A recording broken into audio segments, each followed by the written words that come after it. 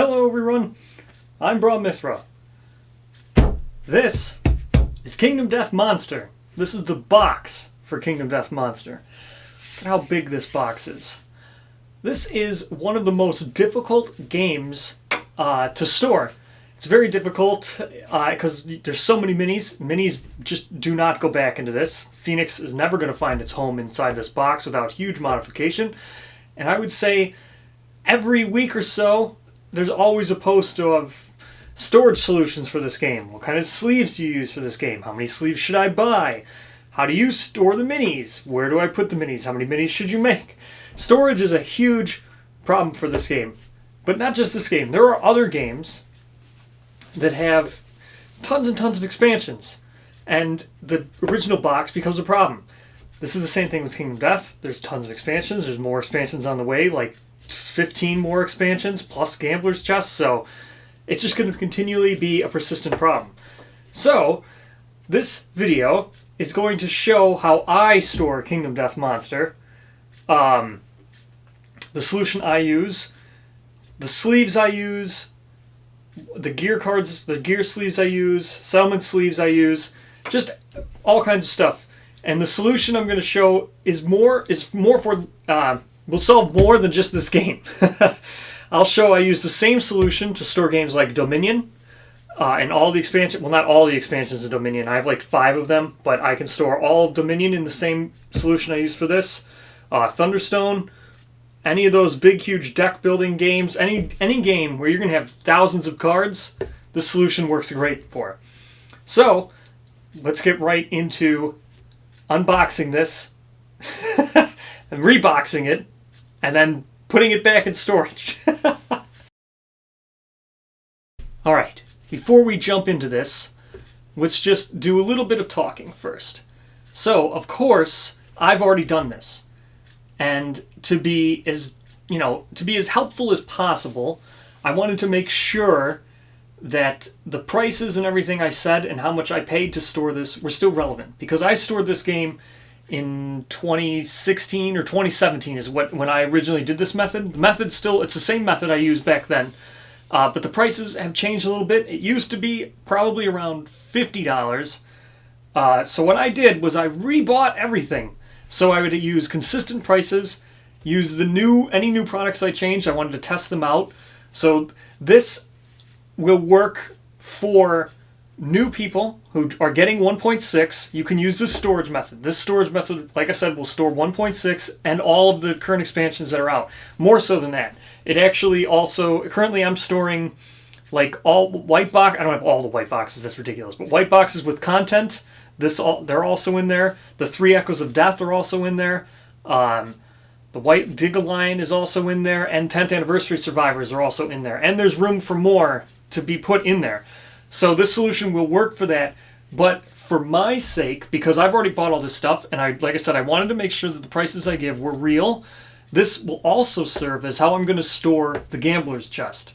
So let's talk numbers for the Gambler's Chest. So for people who already have 1.6, the Gambler's Chest, I was looking at it, is 230 gear cards and 530 cards.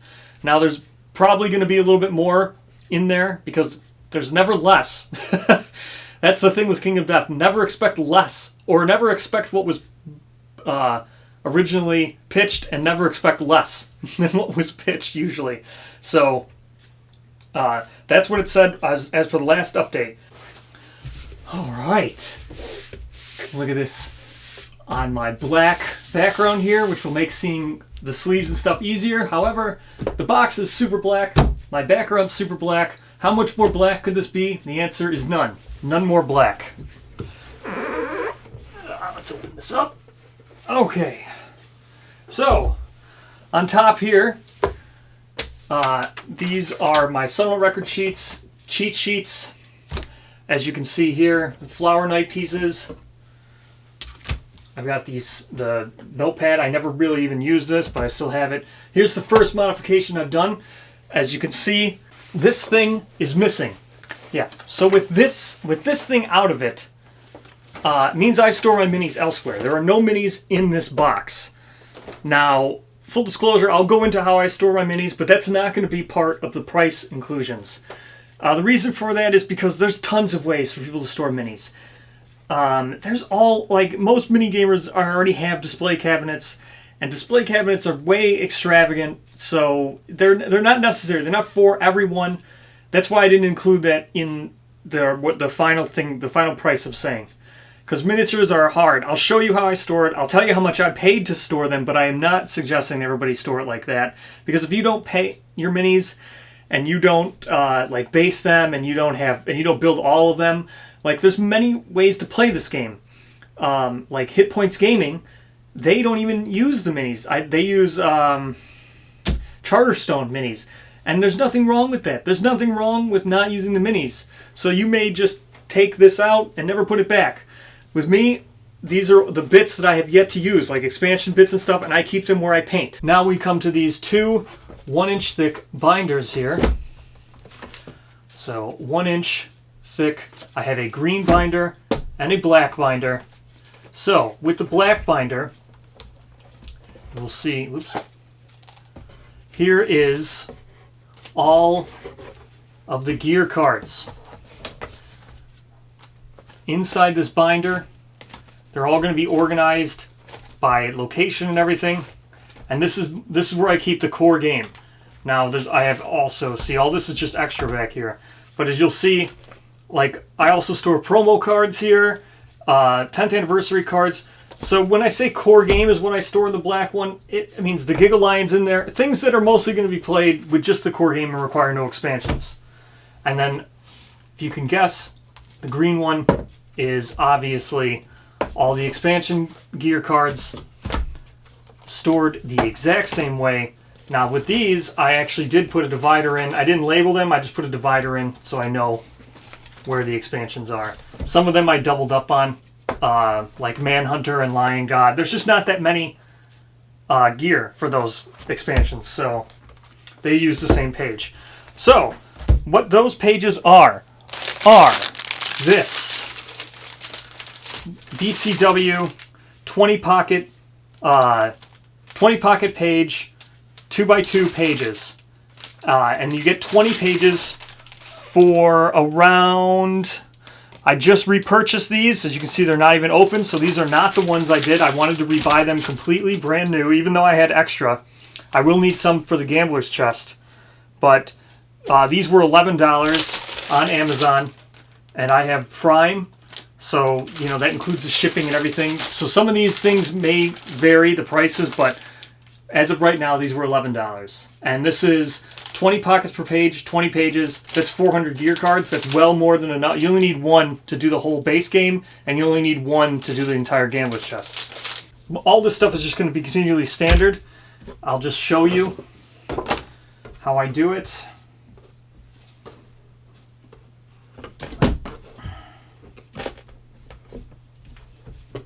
And there's everything else. Sunstalker, my gear cards, my book is here. Everything else, all down here. Tons and tons and tons of dice. So, as you can, everything else is in there. And then, so this just goes right back on. I don't see anything wrong with the actual insert that's in this game. I think it's a fine insert. It will work perfectly fine for everything once you get those, once you get the, you know, like the minis out of there and everything, and you get the gear cards and binders like this, it will work absolutely perfect. So, there we go. That's all that's inside my base box. So, I plan on treating the gambler's chest the exact same way as I'm treating this. I'll use it to store the gambler's chest cards, all the tokens and everything. I'll probably use the gambler's chest as a separate carrier for this. With what I mean by separate is like I'll put all the extraneous stuff I don't need from this. So when I'm only playing in court, I'll put everything I don't need for all the expansions that I'm not using. So like the green, I'll take out the green binder that is for expansions and probably put the gambler's chest in this one. So it's with the core game, because I'm assuming that philosophies I'll probably hopefully use in every single campaign and everything. So when the gambler's chest does come, that green binder will come out. All the tokens from Gamblers Chest will go in, philosophies, all those systems, everything will go in, and the new binder with the Gamblers Chest will go in here with the everything else.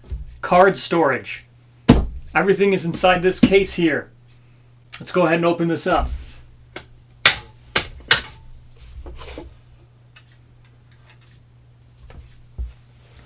As you can see here, all of these with all the dividers. It's in 4 rows. This is the case. They're all in here. These are all every divider, all the expansions. Every card is sleeved, as you can see. Well, you can't really see, but every card is sleeved in here. Foam dividers, as you can see here. These pieces come out. Right? So it's modular. I can just put them right back in. And they're tight. The weight of the cards will hold these in place. So there's no need to do modification on these. All of them come out. See? They all come out. How did I build this case? Let me lock it back up. Let me show you. Brand new case. Still wrapped. Still banner on it. I just went out and bought it so I could do the video. So I, again, wanted to have this up to date. So all the prices and everything, so I know how much they were. Here it is. It is a artist supply box from Hobby Lobby. So this case was $29.99 is how much this is at Hobby Lobby. And I have a Hobby Lobby near me, so I went and was able to pick it up. So there was no shipping cost. And Hobby Lobby always offers like a 40% off one regular priced item. So you use the coupon for that, and it comes down to like 20 bucks was how much this case was. And then same place, Hobby Lobby. These are those pieces of wood that I used to put them right in here. See? So these wood pieces are, so what you need is, they come in two pieces per thing. So there'll be $3.29 a piece. So just say they're $4 a piece, that's another $8. So for the whole case, it's 28 bucks for the whole thing. Let's go ahead, open this up. All right, saran wrap off, open it up. It's got some kind of instructions here. You can see it's got this like other insert. Just go ahead, take that out. We don't want this. It's got these 2 little slides. We also don't want these. Take those out. There. Now you have the flat box, just like the other one. And then we don't need this. Up top here, we're just going to take this out. So what you've got here is this little thing that folds down. We don't want this here. This little folding pallet or whatever this is. See, we don't want this. You could use it if you want to. You just slide this thing up. Now, if you put this in the top one, I think the dividers and stuff will still miss this. And if you wanted to, you could store like your rule books and stuff up there. But I don't think it's a very good solution. So, all you want to do is right here. So there's just screws on the side there. Once you take those out, now you have the same exact box that I have. This thing here, I don't know, it's a nice tray. You can do whatever you want with it. I know I've used it before for like paints. You put paints up here or something, and then you paint your mini here. Use your palette, wet palette or whatever. So I mean, it is nice to have. So let me show you other boxes now. The same exact thing being used differently. Thunderstone Advance is what I keep in this box. You can see I keep it on the side. I just taped it right to the side. It just has an end label. Let me open this up. So, Thunderstone Advance, very familiar setup. Same exact thing as you can see here. These are the pieces. They slide in and out. They're not secured in any way. Just the weight of the cards holds them in. Same thing here. Same thing here. Every card here is sleeved, as you can see. The dividers. This is for, like I said, Thunderstone Advanced, but I'm sure this would work for, you know, the new Thunderstone. I just don't have the new Thunderstone. I don't mind Thunderstone Advanced, so I prefer to play that way. This is all the expansions, so everything but Numenera, and that's Thunderstone Advanced. Dominion. Here's Dominion. Now, Dominion, I made my own tabs. But as you can see, everything here, Dominion, all sleeved. They all fit. This is, I don't know, how many expansions are in here? I'm pretty sure this is Seaside, Intrigue, Prosperity, Adventure, and the core game. So there's probably like 5 or 6 expansions all in here. Same exact storing method. Again, these boards slide in and out. These are a little bit tighter because the cards are really tight in here. There we go. Same method. Dominion, Thunderstone. There's probably tons of cards. You can probably, if you really love Wingspan, you can do Wingspan like this. Yeah, I don't know how many. You could do any card-based game. This is the best way to do it, in my opinion. All right, now let's talk sleeve packs. Actual card sleeves. Originally, I'd used these, is what I originally did the game with in 2017. Like I said, 2016, 2017, like that. These are Ultra Pro board game sleeves. The original ones that I was using. 56 millimeter by 87 millimeter. Those are the size of AI cards, basic cards, or basic resource cards. All, those fighting arts, those cards. They're 56 by 77 millimeter. And again, I used to use the Ultra Pro. But because of, you know, the way things are now, demand is, I don't know, Amazon doesn't have these in stock. And if you wanted them non-prime, they're also higher, like double the price of what I got them for. So originally the Ultra Pro cards I got for like, I got 500 of them for 30 bucks. But now I've tried, so these are Sleeve Kings. Standard US card sleeves, which are 56 by 87 millimeter. You get 110 in the package, unlike the Ultra Pros, you only get 50 in a package. So you did buy like 10 of these to sleeve the entirety. Well, you did to buy more than 10. You had to buy 12 of these to sleeve the entirety of the Gambler's Chest. I don't even know how many of these I actually bought. 30, maybe 35 to sleeve everything from Kingdom Death. Like, that's all the 12 expansions plus the core and everything. These are 110 in the sleeve, and these were $250 a pack. Yeah, $250 a pack. So 110 sleeves. I bought 6 of them to get 660. 6 of them is what I just bought. I had just tried these out. So let me. I'll show you the other ones. And then for the settlement event cards, I use BCW postcard sleeves. 3.5 by 16 by 5 3/4. The postcard sleeves will fit all the settlement events. Now, one of these packages is 100 sleeves, and there's nowhere near that many settlement events. Even with the Gambler's Chest, there's nowhere near that. Even with all the expansion, there's nowhere near that. So you could just buy one of these and be good. And I got this for like $5 on Prime. So, or that's how much they are now. They're $5 on Prime now. I don't know. They were like $4.50 3 years ago. But the reason why I wanted to do these now prices are because I would suggest, after looking into this, knowing that Ultra Pro was harder to get and the BCW coin pages were harder to get, at least when I was buying them, like right now. So within the last 2 weeks, I had to wait for them to appear on Prime, and they were kind of getting hard to get. So I would suggest you just buy these things now. If you have the Gambler's Chest coming, I would just start buying them now and have them waiting for whenever it does happen. So let's look at the card sleeves in their sleeve right now. Let's look down here. These are the BCW postcard sleeves. First, for the settlement events. This is why I wanted to do black. So as you can see right here, the cards are just slightly smaller. There's like a very small little bit here on each side.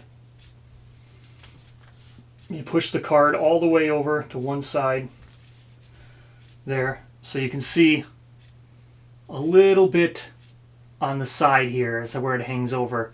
So these are not a perfect fit.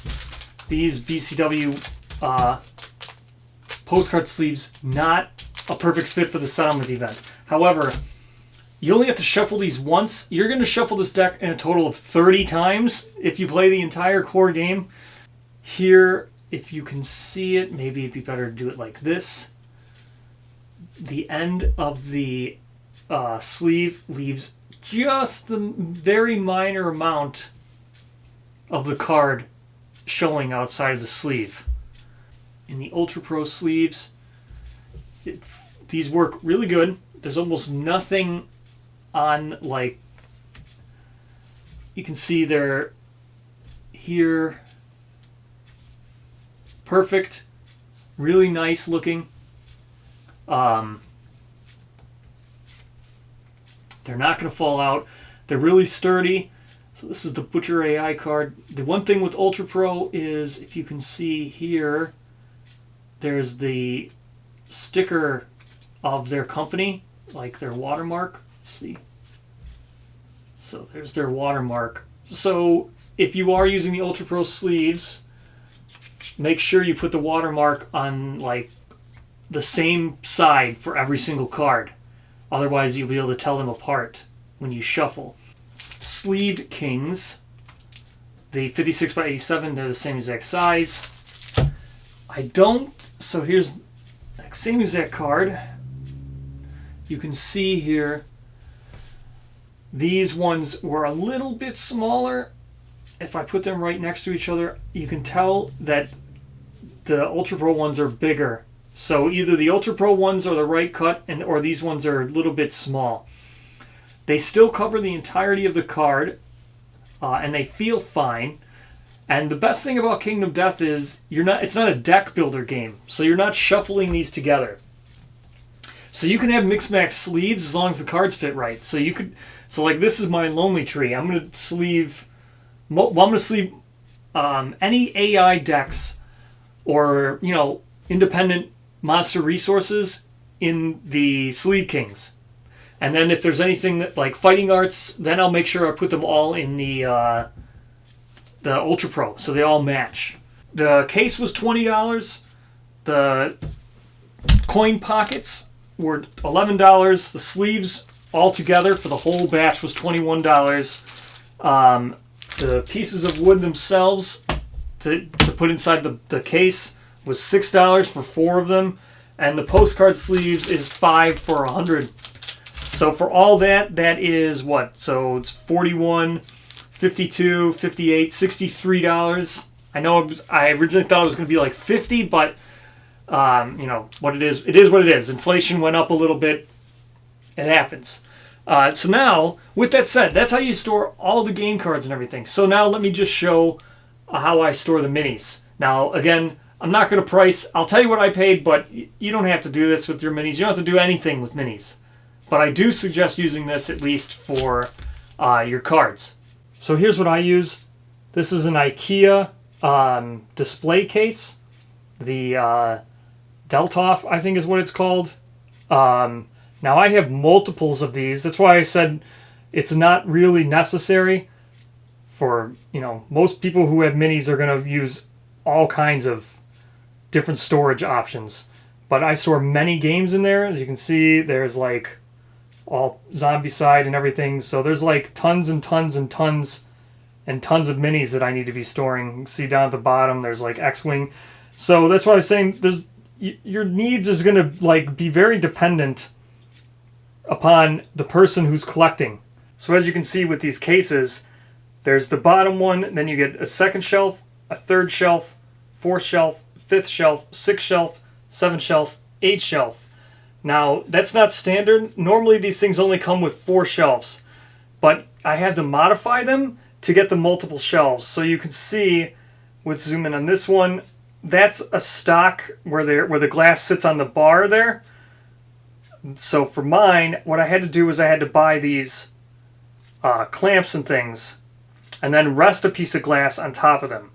So with the cases and stuff, that's why I said your mileage is going to vary. Most people who play miniature tactical games like this, they're already going to have solutions for their miniatures anyway, or they're just going to store them in display cases that they already have, or they're going to put them on shelves that they already have, or bookshelves they already have, or wall shelves they already have, or they'll keep them in another box, like Warhammer traveling boxes. That's why it's hard to suggest exactly what you do with your miniatures.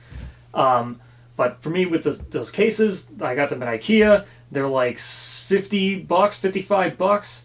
And then how I modified, so you'll get 4 shelves, like I was saying. You can modify them up to 1. So I put in I put an extra 4 shelves in. So now it's 1, 2, 3, 4, 5, 6, 7, 8. So I put 1, 2, 3, yeah. So there's 8 shelves total in there now, but I had to add 8 of them. So in order to do that, I had to get clamps from Home Depot, 3/4 rope clamps. They fit around the bars there. They're pretty cheap. They're probably like $5 for 2 or 3 of them. 2 or 3 of them. So if you're going to put in the total, the max, evenly dispersed, if you want the total 8 to go in there, you would need 4, 8. You'd need 16 of them. So, but it's like what I say. It's like $2, $3 for 2. Not even. I think it's like $2 for 3 of them. So, and then the glass I had it cut at True Value. The glass, they'll cut whatever size. They'll cut it for you in store, whatever size you need. Maybe I forget exactly what it was to get it cut, but if you decide to get one of those things from IKEA, you can measure the exact piece of glass that it comes with, and then measure it to fit so it's exactly the same. You're matching it, so it's exactly the same, and then you ask them to cut it and use the thinnest glass, and it will be like $15. So you get the thing at IKEA for $50, an extra $30, and now you've doubled the storage space. That's what I did. Again, can't really suggest that as much because I'm sure everybody else has other solutions, or they're already just going to use existing storage that they already have. So that's how I did it. Just again, thank you so much. It's hard to think of ways to make a video that people can find useful and like in a manner of me giving back to things. So hopefully this was a way for like a pre-warning to get your gambler's chest sleeves now, so you're not lost out when everybody tries to buy them all at the same exact time. Be prepared. And again, thank you so much for watching. It's so very humbling. I'm just glad that I even get the chance to help people in the smallest possible way. I'm glad I get to help in that manner. So again, thank you so much. So very humbling, and I'll see you next time.